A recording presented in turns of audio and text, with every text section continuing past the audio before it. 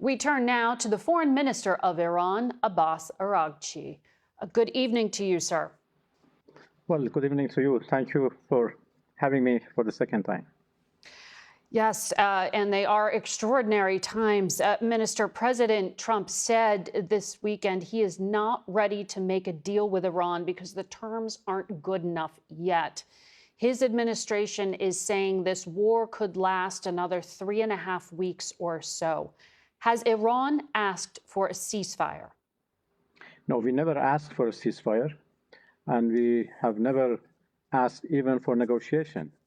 We are ready to defend ourselves as long as it takes, and this is what we have done so far, and we continue to do that until President Trump comes to the point that this is an illegal war with no victory, and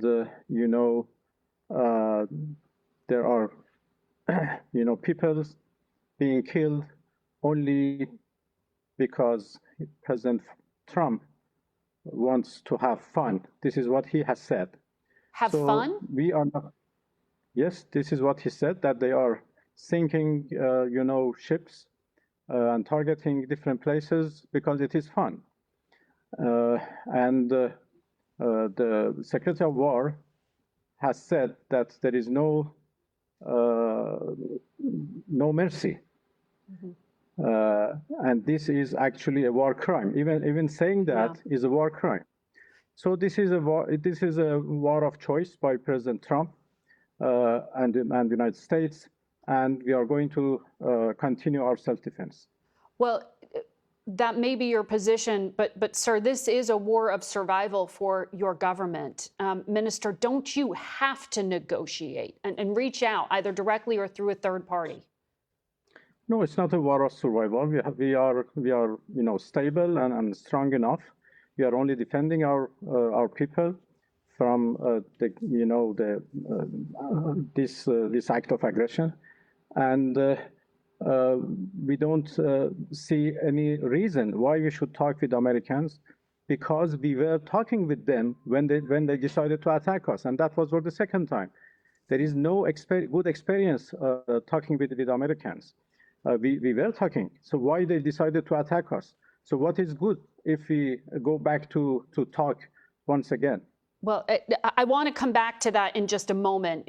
You're referring to the diplomacy with President Trump's son-in-law, Jared Kushner, and his envoy, Steve Witkoff. But just to continue on this, Iran is sending its drones and its missiles into your neighboring countries, American allies throughout the Gulf. Before the war, your government traded with them, you had relations with them.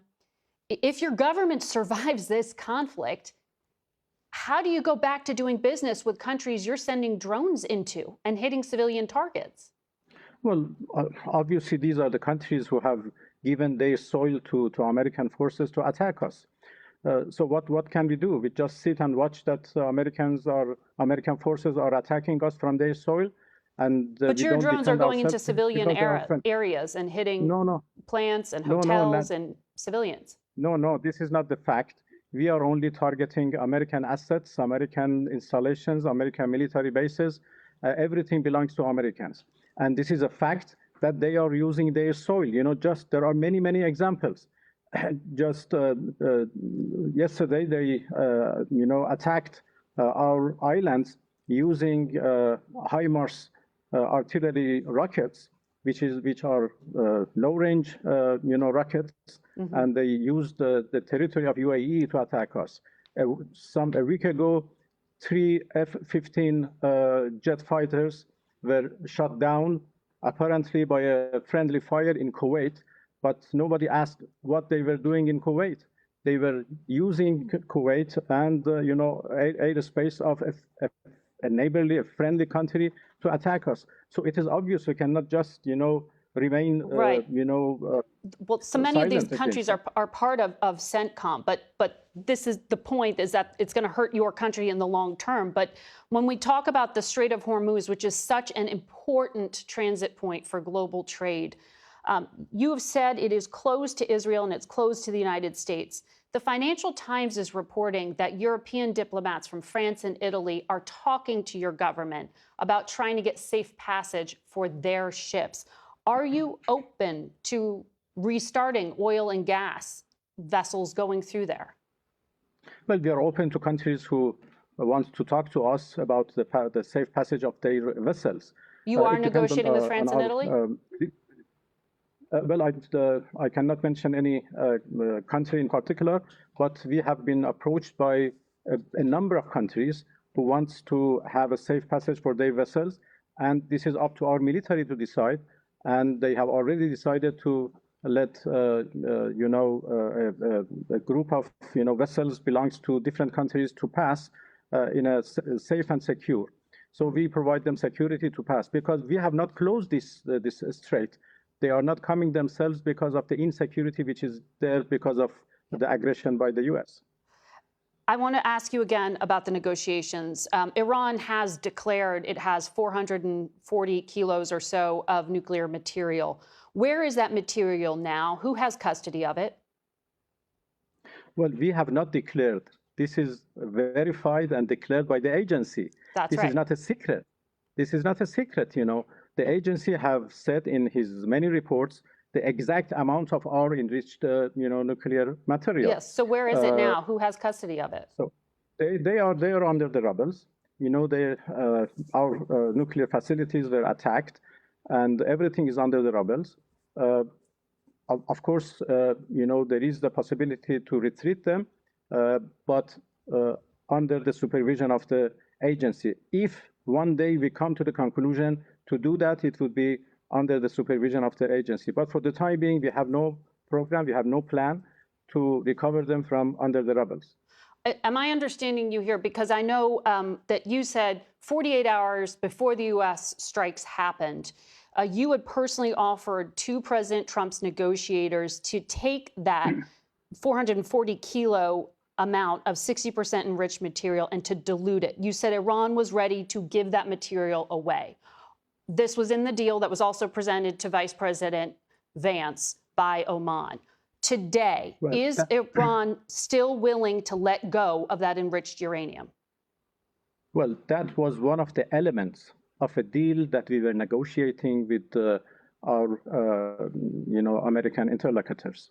That element dealt with the question of Iran's 60% enriched material. And I offered actually that we are ready to dilute those enriched material or downblend them, as they say, into lower percentage.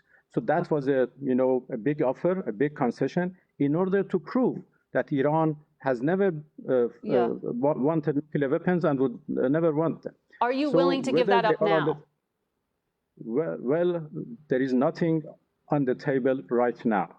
Everything depends on the future. If any time in the future we decide to enter into negotiation with the U.S. or other interlocutors, we may decide what to put on the table. For the time being, nothing is on the table. There are at least 4 Americans being held at Evin prison that we know of, including a journalist, Reza Valizadeh, and Cameron Hekmati, a 61-year-old man. What is the status of those Americans? Are they safe? Well, if the U.S. and Israel do not attack our prisons, I guess they are safe. Foreign Minister, we are running out of time, and I can see the internet is going in and out here. I just do want to point out, you're speaking to us via Zoom. The Iranian people don't have open internet access, but you do. Why? Well, because I'm the voice of Iranians, and I have to defend their right. So this is why I have access to internet to just have our voice being heard by the international community.